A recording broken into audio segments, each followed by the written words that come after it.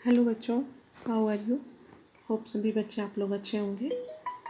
In the previous video we discuss about the regeneration and regeneration is about the planaria. In this video we will discuss about the budding.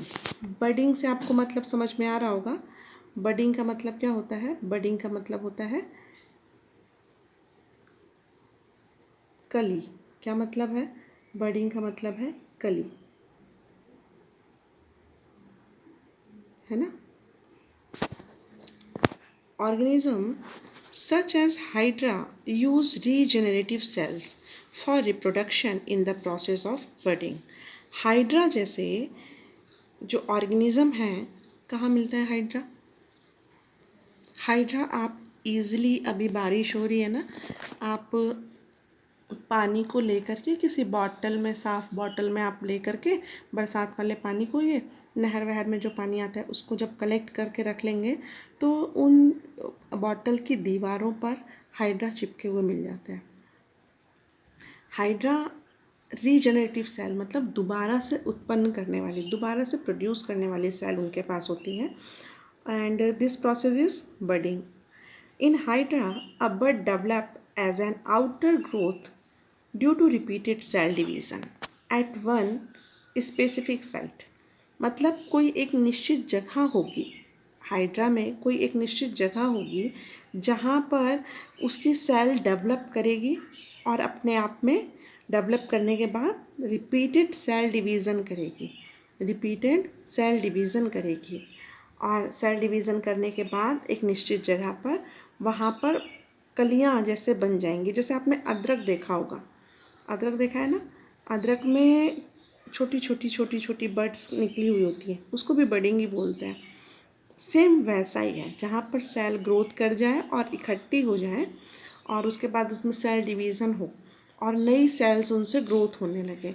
These birds develop into टिनी individuals. ये जो birds हैं यहाँ पर क्या बनाएंगी? टिनी individuals बनाएंगी, same as like ginger. अब आज जो छोटे वाले टुकड़े हैं, अगर आप उनको कहीं बो देंगे तो निश्चित है अदरक निकल आएगा, वैसा ही जैसा आपने बोया है।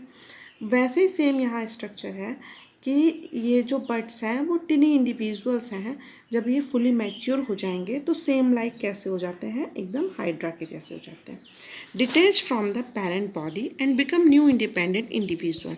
जैसे ही ये जो बर्ड निकली हैं मैच्योर हो जाएंगी, मैच्योर होते ही ये अपने बॉडी पार्ट से दूर हट जाती हैं, अलग हट जाती हैं, डिटैच हो जाती हैं अपने पेरेंट्स बॉडी से और अपना एक नया इंडिविजुअल फॉर्म कर लेती हैं। यहाँ देखिए डायग्राम में, देख रहे हैं? यहाँ देखो, ये हाइड्रा है। यहाँ पे पहले एक छोटी सी बर्ड निकली और फिर धीरे धीरे बर्ड ये बड़ी होनी शुरू हो गई। आप देखो धीरे धीरे बड़ी होकर के सेम अपने पेरेंट्स की तरह दिखाई दे रही है ना। फिर जब धीरे धीरे बड़ी होती जाएगी, जैसे जैसे बड़ी होती जाएगी वैसे वैसे यहाँ पर सेल्स कम होती जाएंगी, कम होती जाएंगी। At the last time it will be detach. ये डिटैच हो जाएंगी और बाहर निकल करके एक new form of the hydra बन जाएगा। ठीक है, ये क्या कहलाता है? ये कहलाता है बडिंग। फिर है vegetative propagation. Vegetative propagation, there are many plants in which part like the root, stem and leaves develop into new plants under appropriate condition. कोई एक निश्चित कंडीशन आ जाती है जहाँ पर हो सकता है पेड़ पौधों की रूट या फिर स्टेम या फिर लीव्स डेवलपमेंट कर करके एक नया प्लांट बना लें। Unlike in the most animals, plants can indeed use which a mode of for this reproduction. अधिकतर ये जो रिप्रोडक्शन है प्लांट्स में ज़्यादा देखने को मिलता है। This property of the vegetative propagation is used in the method such as layering or grafting or grow many plant like sugarcane. देखो, this property of the vegetative propagation, ये जो वेजिटेटिव प्रोपेगेशन है ये ईजिली हम अपने घरों में भी करते हैं लेयरिंग और ग्राफ्टिंग की मदद से। लेयरिंग का मतलब क्या? लेयर बनाना। लेयरिंग का मतलब क्या होता है? लेयर बनाना, है ना, ऐसे करके लेयर बनाना।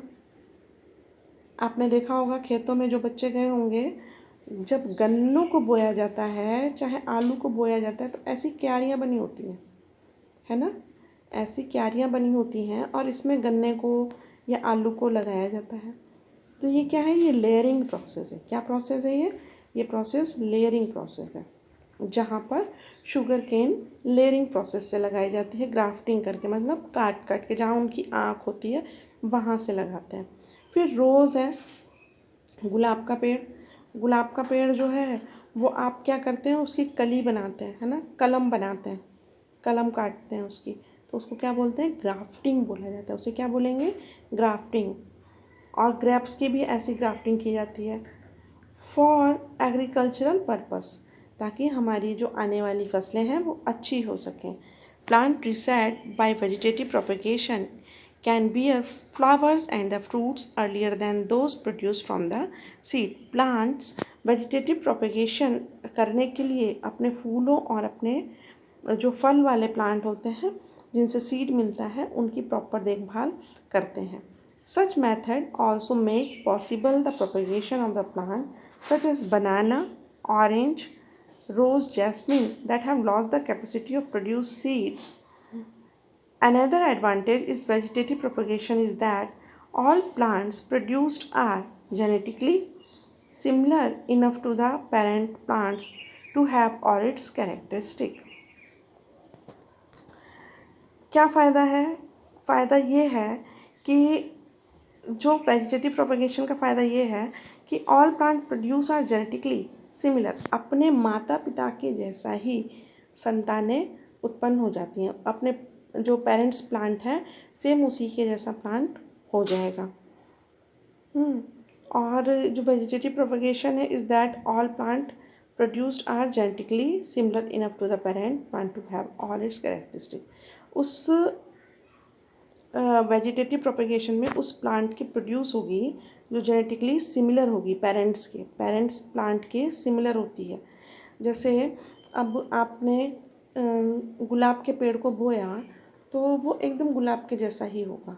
आम का पेड़ जो है, अगर आम के पेड़ को आप बो रहे हैं तो उस सीड से अगर बो रहे हैं तो वो कैसा रहेगा, सेम आम के जैसा ही रहेगा, है ना।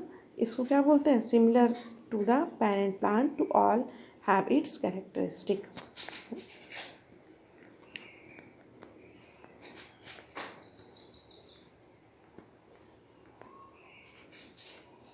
ये देखो एक एक्टिविटी दी हुई है, take a potato and observe its surface. जिन बच्चों ने आलू बोते हुए देखा होगा ना उनको तो इजीली समझ में आ जाएगा। Cut the potato into small piece such that some pieces contain a notch bud और सम डू नॉट। आप जब पूरा आलू लेते हो तो सब जगह ही आँखें मौजूद नहीं होती हैं, कुछ स्पेशल प्लेस होता है जहाँ पर आँखें मौजूद होती हैं आलू की। Spread some cotton on a tray and wet it. कुछ क्या कीजिए, गीला रुमाल रख लीजिए, चाहे गीला आप रुई रख लीजिए, तो उसको पूरा ट्रे पर फैला दीजिए। Place a potato piece on this cotton, और फिर जो आपने कॉटन फैलाई है उसके ऊपर पोटैटो पीस काट करके रख दीजिए, वो जिनके पास बर्ड्स हैं। Observe changes taking place in this potato piece over the next few day. कुछ दिनों के लिए इनको छोड़ दीजिए। Make sure that the cotton is kept moistened. निश्चित है कि जो कॉटन है वो मॉइस्टेंड हो गई होगी, गीली थी ही। Which are the potato pieces that give rise to the fresh green shoot and roots. अब आप सोच करके बताइए कि पोटैटो जो पीस हैं वो क्या देंगे, ग्रीन शूट मतलब तना, या फिर रूट यानी कि जड़। Similarly, buds produce in the notches along the leaf margin of the bryophyllum fall on the soil and develop into new plant. अब ये जो ब्रायोफाइलम का आपको प्लांट दिखाई दे रहा है, प्लांट में एक नए तरह का प्लांट पैदा कर चुका है। यहाँ पर क्या है, यहाँ पर आपको बर्ड्स दिखाई दे रही हैं, ठीक है।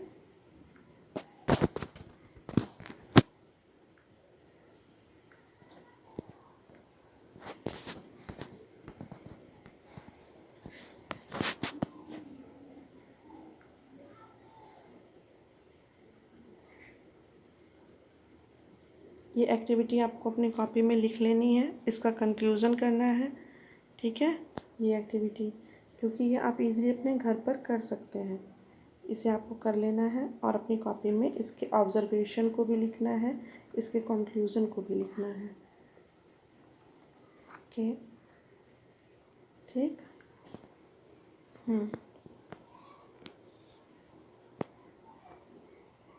बाकी in the next video we will discuss about the spore formation. Thank you for watching this video.